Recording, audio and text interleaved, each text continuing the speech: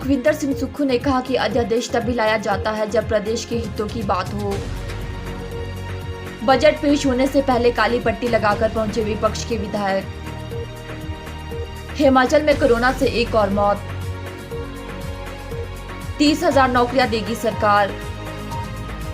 सुधीर शर्मा ने बजट को बताया जनहितैषी। सीएम सुखविंदर सिंह सुक्खू ने कहा कि अध्यादेश तभी लाया जाता है जब प्रदेश के हितों की बात हो। 1 महीने के अंदर 172 पावर प्रोजेक्ट को पंजीकरण करना होगा। वाटर सेस से हिमाचल की जनता पर 1% भी बोझ नहीं पड़ेगा। हिमाचली युवाओं जिनके 5 मेगावाट तक के पावर प्रोजेक्ट है उनको जरूर छूट मिलेगी। सिंचाई के लिए जो पानी दूसरे राज्यों को सिंचाई के लिए जाता है उस पर भी विचार किया जाएगा। उप मुख्यमंत्री मुकेश अग्निहोत्री ने कहा कि आज से वाटर सेस कानून बनेगा। हिमाचल प्रदेश की वित्तीय स्थिति खराब है। उन्होंने कहा कि शांता कुमार भी वाटर सेस की बात करते रहे हैं, लेकिन अभी तक यह संभव नहीं हो पाया है। वाटर सेस लगने से हिमाचल की आय में होगा 4 करोड़ का लाभ। मुकेश अग्निहोत्री ने पूर्व राज्यपाल और वर्तमान राज्यपाल का भी आभार जताया। मुकेश अग्निहोत्री ने कहा कि रणधीर शर्मा ने पूंजीपतियों को चिंता जाहिर की है। इसके अलावा पड़ोसी राज्य पहले ही यह सेस लगा चुकी है। मुझसे मिलने आना था तो दरवाजे के बाहर क्यों बैठ गए? तो मेरे पास सीधे ही अंदर आ जाते। विपक्ष के नेता पूर्व मुख्यमंत्री रहे हैं, बाहर आके नारे लगा रहे थे। अच्छी बात है, नारा लगाना लोकतंत्र का एक विपक्ष का हथियार है, उसमें हम कोई उनका विरोध नहीं करते। लेकिन मेरा ये मानना है कि जब आप ऊपर विधानसभा के सभागार में आप झूठी स्टेटमेंट देते हो, जिस तरह आपने संस्थान खोलने में लोगों को ठगा है, उस तरह आप सभागार में आकर झूठी स्टेटमेंट देते हो कि हम तो मुख्यमंत्री जी से मिलने जा रहे थे। अगर मुख्यमंत्री जी से मिलने जा रहे थे, कोई आपको बाहर रोक सकता है? आप विपक्ष के नेता है, सभी चुने हुए विधायक सम्मानित है। फिर जब मैं बाहर निकला तो वो उठ के बाहर की तरफ जाने लगे और किस प्रकार का वक्तव्य वो अंदर दे रहे थे। तो उसमें सत्ती जी और पवन काजल जी बाहर जाने चाह रहे थे। हमने बोला हमारे साथ चलो, कोई मांग है तो बताओ। तो इस दृष्टि से पूर्व मुख्यमंत्री रह चुके हैं, उन्हें सच बोलना चाहिए। यही हमारा उनसे अनुरोध रहेगा कि जो वास्तविकता है वो जनता के सामने आनी चाहिए। अब ये तो उन्हें सोचना चाहिए कि इस विधानसभा की अपनी गरिमा है। इस विधानसभा के इतिहास में आज तक कोई लोहे की चेन लेकर नहीं आया है। 75 साल का इतिहास हो गया इस विधानसभा में, और लोहे की चेन लेकर आए। कोई वारदात हो जाती, कोई घटना हो जाती, कौन जिम्मेवार था इसका? आप आइए, विरोध करिए। का विरोध के कई तरीके। लोहे की चेन लेकर आने का कोई मकसद नहीं है। किस उद्देश्य से आए?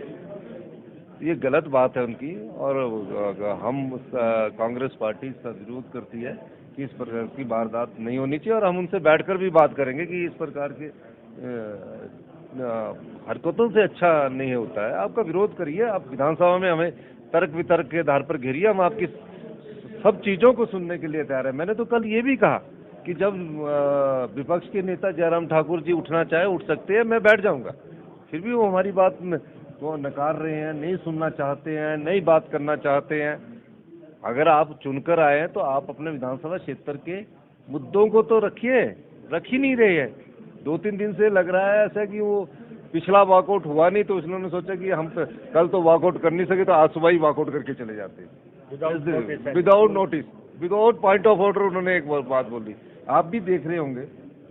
तो ये बड़ी दुखद बात है, और मैं चाहूंगा विपक्ष के सभी विधायकों से भी और विपक्ष के नेता जयराम ठाकुर जी से भी इस विधानसभा की गरिमा को बनाए रखें। ये आर्थिक बदहाली के दौर से ये प्रदेश गुजर रहा है। वो मुख्यमंत्री महोदय और हमने बड़ी मेहनत से इस बिल को बनाया है। भारतीय जनता पार्टी तो कभी राजस्व बढ़ाने की बात सोच नहीं सकती थी। उन्होंने जनता के धन को, आप लोगों के धन को ऐसे बांटा है कि हिमाचल की जनता उनको कभी माफ नहीं करेगी। हम दिन रात प्रयास कर रहे हैं। अगर हम बिल लाने की हमारा मकसद क्या है, इच्छा क्या है? रात को 2 बजे उप मुख्यमंत्री बिल को साइन करते हैं, हम अगले दिन पहले दिन ही विधानसभा में लाते। क्या इच्छा है? कि हमारे पास जो बहता सोना है, जो पानी के रूप में बह रहा है, उसमें किसी न किसी प्रकार से हमारे राज्य का राजस्व बढ़े। इस दृष्टिकोण से ये बिल आया। और हमने प्रयास किया और आज सबकी सहमति से, विपक्ष के नेताओं का भी मैं धन्यवाद करना चाहूँगा, तो जयराम ठाकुर जी सबकी सहमति से हमने इस बिल को पास किया। बैठे हुए थे वो, अगर मिलने आते तो यहीं क्यों बैठ गए? कोई विधायक ऐसा धक्का मुक्की किसी के साथ नहीं करता। मेरा ये मानना है कि हिमाचल विधानसभा में आज तक के इतिहास में किसी विधायक ने किसी के साथ कोई धक्का मुक्की नहीं की। राजनीतिक लाभ उठाने के लिए आप शोर करते रहिए, झूठ बोलते रहिए। आपके कैमरे में तो हमारा सतपाल सत्ती हमारे साथ जाते हुए नजर आ रहे हैं, आपके कैमरे में हमारे पवन काजल जी साथ जाते नजर आए। धक्का मुक्की, विधायकों के साथ धक्का मुक्की करना गलत बात होती। कोई भी धक्का मुक्की किसी के साथ रह सकते हैं कि वृद्धि नहीं होगी। पिछली सरकार का कुप्रबंधन इतना ज्यादा है कि उन्होंने जनता के पैसे को खुलकर लूटा है, बांटा है। इसलिए ये जो हमारा इकोनॉमिक ग्रोथ का जो 1% कम आया है, इसका कारण, मुख्य कारण है। पर हम इसको गुड गवर्नमेंट के लिए, गुड गवर्नेंस, अच्छे शासन के लिए, अच्छे प्रशासन की ओर बढ़ रहे हैं। राजनीतिक इच्छा शक्ति से ही काम होंगे। जैसे पानी विभाग ने दृढ़ राजनीतिक इच्छा शक्ति दिखाते हुए कानून आज बनाने में सफलता हासिल की है, वैसे ही बाकी काम भी चलेंगे। और हम आभारी हैं प्रदेश के विपक्ष के भी, जिन्होंने सर्वसम्मति से जो है इसको पारित करने में सहयोग किया। सर, इसी मामले पर जो है वो पंजाब में हिमाचल प्रदेश के मुख्यमंत्री सुखविंदर सिंह सुक्खू आज अपना पहला बजट पेश करने जा रही है। मुख्यमंत्री सुखविंदर सिंह सुक्खू अपना पहला बजट पेश करने के लिए इलेक्ट्रॉनिक कार में पहुंचे। हिमाचल प्रदेश में बजट पेश होने से पहले ही विपक्ष ने विरोध शुरू कर दिया है। नेता प्रतिपक्ष जयराम ठाकुर की अगुवाई में विपक्ष के विधायक काली पट्टी लगाकर सदन में पहुंचे। पट्टे लगा के आया है, इसका क्या कारण है? हम लोकतांत्रिक व्यवस्था में विश्वास करते हैं, लेकिन उसके बावजूद हम इस बात को भी मानते हैं कि बजट बहुत महत्वपूर्ण इवेंट होता है किसी सरकार का। और पहला बजट हिमाचल प्रदेश में कांग्रेस की सरकार बनने के बाद प्रस्तुत हो रहा है। हमारा विरोध जो संस्थानों को लेकर के जो बंद किए गए हैं उसके बारे में जारी रहेगा, लेकिन सभी विधायक साथियों की ओर से, जो विपक्ष के हमारे साथी हैं, उनसे हमने विस्तार से चर्चा की। हम सब लोगों ने इतना तय किया है कि कम से कम बजट को हम सुनेंगे, और हमें मालूम है बजट में कोई बहुत विशेष नहीं है जो हमारी सूचनाओं के मुताबिक, लेकिन उसके बावजूद विपक्ष की ओर से जो संस्थानों की मांग वो यथावत जारी रहेगी।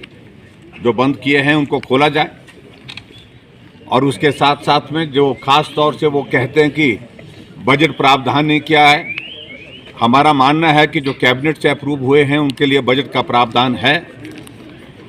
लेकिन उसके बावजूद भी अगर मुख्यमंत्री को लगता है कि ये संस्थान चलने चाहिए, खुलने चाहिए, उसमें और आने वाले समय के लिए बजट प्रावधान करने के लिए उनने क्या किया, इस बात को भी हम देखेंगे। लेकिन इतना आज हमने मोटे तौर पर हमने तय किया है, विरोध जारी रहेगा, यथावत जारी रहेगा, विधानसभा के अंदर भी, विधानसभा के बाहर भी। सिर्फ बजट को सुनने के लिए हम विधानसभा के अंदर जा रहे हैं, इतना ही मुझे कहना है। हिमाचल प्रदेश में कोरोना से एक और व्यक्ति की मौत हो गई। 4 दिन में कोरोना से यह दूसरी मौत है। कोरोना संक्रमण से मौत मंडी जिले में 70 वर्षीय बुजुर्ग व्यक्ति की हुई है। स्वास्थ्य विभाग के अनुसार मृतक व्यक्ति दूसरे कई अन्य गंभीर बीमारियों से भी ग्रस्त था। इससे पहले 12 मार्च को कोरोना के एक व्यक्ति ने दम तोड़ा था। तब 101 दिन बाद हिमाचल में कोरोना से किसी व्यक्ति की जान नहीं गई। अब प्रदेश में कोरोना संक्रमण के मामलों के बढ़ने के साथ साथ इस वायरस से लोगों की मौत होने का सिलसिला भी बढ़ रहा है। अब हिमाचल में कोरोना से होने वाली मौतों का आंकड़ा बढ़कर 4194 के पार पहुंच गया है। बीते 24 घंटों के दौरान प्रदेश में कोरोना के 27 नए मरीज सामने आए हैं। इससे प्रदेश में कोरोना के एक्टिव मरीजों का आंकड़ा बढ़कर 133 के पार पहुंच गया है। 4 दिन के भीतर प्रदेश में कोरोना के 116 नए केस रिपोर्ट हुए हैं। सोलन जिले में संक्रमण के बढ़ने की रफ्तार जारी है। स्वास्थ्य विभाग द्वारा जारी बुलेटिन के अनुसार कल सोलन में कोरोना के 8 नए मरीज सामने आए हैं। हमीरपुर में 5, मंडी में 4, शिमला और कांगड़ा में 3-3, किन्नौर और सिरमौर में 1, चंबा में 2 कोरोना के नए मरीज सामने आए हैं। मुख्यमंत्री सुखविंदर सिंह सुक्खू ने शुक्रवार को अपने कार्यकाल का पहला बजट पेश किया।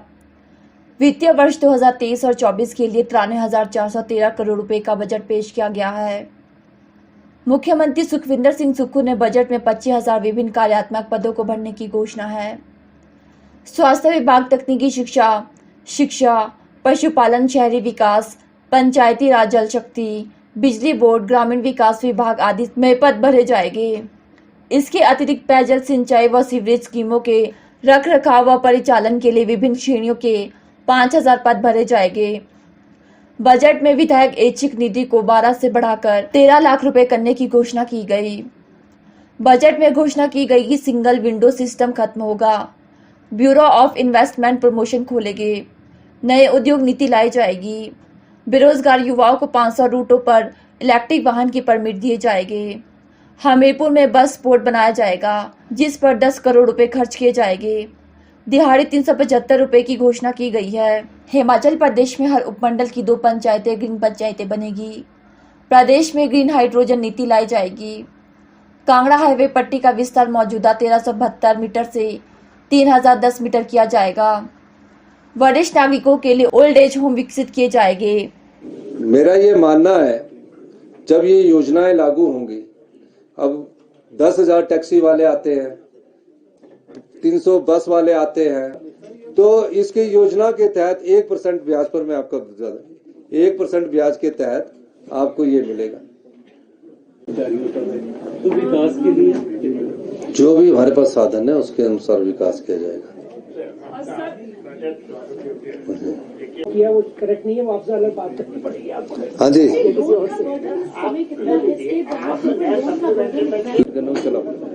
ये नई योजना है हमारी। दोबारा बजट में 3 महीने हुए हैं और विकट वित्तीय परिस्थितियों के अनुसार अपने संसाधनों को जुटाकर इस बजट के माध्यम से हम एक नई व्यवस्था की ओर जा रहे हैं। ऐसी व्यवस्था जहां प्राकृतिक सौंदर्य भरपूर हो, जहां हमारी जलवायु स्वच्छ रहे, उस दृष्टिकोण से हमने इस बजट का प्रारूप तैयार किया है। मेरा ये मानना है, बजट एक महज दस्तावेज नहीं होना चाहिए और हमने 2026 तक हिमाचल प्रदेश को ग्रीन स्टेट के रूप में विकसित करने का संकल्प लिया है। इसीलिए इस बजट में जो परंपरागत हमारी जो गाड़ियां हैं, जो हम बदलना चाह रहे हैं और इलेक्ट्रिकल व्हीकल की तरफ जाना चाह रहे हैं, इस दृष्टि में एक सोची समझी रणनीति के तहत हम आगे बढ़ रहे हैं। हमने कहा है कि ग्रीन स्टेट बनने के लिए हमें और खर्चों में भी कमी करनी पड़े तो हम और खर्चों में भी हम कमी करेंगे। और सबसे बड़ा बदलाव हमने इसको रोजगार के साथ जोड़ा है, क्योंकि बजट में कुछ चीजें ऐसी है जिसको मैं अभी विवरण विस्तृत आपको यहां दे सकता हूं। हमने कहा कि 250 किलोवाट से लेकर 1 मेगावाट के जितने भी सोलर पावर प्रोजेक्ट्स लगेंगे, उस पर हमारी सरकार 40% की सब्सिडी देगी। मैं इसलिए कर रहा हूं क्योंकि इसमें तो आंकड़े हैं। हमें प्रदेश की अगर जलवायु को बचाना है, हमें प्रदेश की स्वच्छ जलवायु को बनाकर रखना है, तो इस दृष्टिकोण से हमें इस ओर बढ़ना पड़ेगा। महत्वपूर्ण बदलाव हमने अपनी टूरिज्म पॉलिसी को लेकर किया है। टूरिज्म में पहले जो बजट होता था वो 5 करोड़, 10 करोड़, 50 करोड़ होता था। अब टूरिज्म कैसे बढ़े और टूरिज्म को कैसे आगे बढ़ने के लिए कदम बढ़ाए जाए। हम पूरे हिंदुस्तान में टूरिस्ट बुलाते हैं। हम टूरिस्टों को हिमाचल में आते हैं, टच एंड गो करता, 2 दिन बाद चला जाता है। हमने कभी ये स्टडी नहीं किया कि टूरिस्ट यहां 1 हफ्ता क्यों नहीं रहता। जब हम ये स्टडी करेंगे कि 1 हफ्ता टूरिस्ट यहां रहेगा तो हमारी जीएसटी भी बढ़ेगी, हमारा रेवेन्यू भी बढ़ेगा, हमारे और सोर्स भी बढ़ेंगे। तो उसके लिए सबसे पहले क्या चीज की जरूरत होती है? सबसे पहले कनेक्टिविटी और इंफ्रास्ट्रक्चर की जरूरत है। हमारे पास आज तक एक भी बड़ा एयरपोर्ट नहीं है। हमने फैसला किया कि हम कांगड़ा के एयरपोर्ट को 3100 मीटर का बनाएंगे और उसके लिए भू अधिग्रहण किया जाएगा और उसके लिए 2000 करोड़ रुपए का प्रबंध कर दिया गया। हिमाचल के मुख्यमंत्री सुखविंदर सिंह सुक्खू द्वारा शुक्रवार को अपना पहला बजट पेश किया गया। इस बजट को जहां विपक्ष आंकड़ों का जाल और लोगों को गुमराह करने वाला बजट करार दिया, वहीं कांग्रेस इस बजट को जनहितैषी करार दे रही है। पूर्व मंत्री और वर्तमान विधायक सुधीर शर्मा ने कहा कि मुख्यमंत्री सुखविंदर सिंह सुक्खू द्वारा बजट आम जनता को जरूरतों को देखते हुए पेश किया गया है। जिस तरह से अपने प्रदेश में आर्थिक स्थिति बनी हुई है, विपक्ष को भी यह उम्मीद नहीं थी ऐसा बजट पेश होगा। यह बजट जनता का हित वाला बजट है। बहुत महत्वाकांक्षी बजट है और वित्तीय परिस्थितियों को देखते हुए प्रदेश की जिस तरह से बजट आया है, समझता हूँ कि विपक्ष को भी ऐसी उम्मीद नहीं होगी कि ऐसा बजट आएगा जो कि जनता के हित का बजट होगा। जो बेरोजगार हैं उनका इसमें पूरा ख्याल रखा गया है और कई ऐसी योजनाएं हैं जिनको शुरू करने जा रहे हैं जिससे प्रदेश जो है वो विकास के पथ पर आगे बढ़ेगा। सर, कांगड़ा को देखिए, उसका बहुत ही स्वागत करते हैं। पोटेंशियल कांगड़ा जिला में है और पहले से भी पर्यटक आते रहे, लेकिन सरकार जब इंफ्रास्ट्रक्चर को अपग्रेड करेगी तो उससे मुझे लगता है कि वहाँ लोगों को ना केवल जो लोग पर्यटन से जुड़े हैं उनको, बल्कि बाकी जो वहाँ की जनता है उनकी आर्थिकी में भी बढ़ावा होगा। आपको नहीं लगता सर? देखिए, ऐसा नहीं है, बाकी जगह के लिए भी घोषणाएं हुई हैं, लेकिन ये हमारा सौभाग्य है कि जिस दृष्टिकोण को लेकर के कांगड़ा के ऊपर बात हुई है, पर्यटन को लेकर के खास तौर पर, उसमें थोड़ी कमी थी, जिसको माननीय मुख्यमंत्री जी ने अपने इस बजट में एड्रेस किया है। जी बिल्कुल। देखिए, मैं धन्यवाद करता हूँ, बजट स्पीच में उन्होंने मेरा नाम लिया और ये हम लेकर के आए थे स्कीम कि जहाँ बड़े शहर हैं और जहाँ पर अब कंजेशन बढ़ता जा रहा है, उनके साथ लगते थोड़ी दूरी पर आप नए हिल स्टेशन, नए शहर विकसित कीजिए सारी सुविधाओं के साथ, ताकि यहाँ का कंजेशन कम हो। आज आप देखें शिमला में कितनी देर का ट्रैफिक जैम लगता है। यही परिस्थितियाँ धर्मशाला में भी शुरू हो गई हैं, अन्य शहरों में भी हैं। तो ये समय की मांग है कि पर्यटक भी जो आएगा वो भी तो कुछ नया देखना चाहेगा, तो वहाँ पर नई आबादी भी आएगी, सारी सुविधाएं भी होंगी, नया इंफ्रास्ट्रक्चर होगा। और जब एक नया शहर बनता है तो उसमें सारी ही चीज़ें देनी पड़ती हैं, तो उसमें अपार संभावनाएं रहेंगी और मैं चाहूँगा कि वो अंतर्राष्ट्रीय स्तर से विकसित हो नया शहर अपने आप में एक मिसाल बने। हिमाचल प्रदेश ने इस तरह का भी शहर बनाया। 10 में से कितना रैंक करें?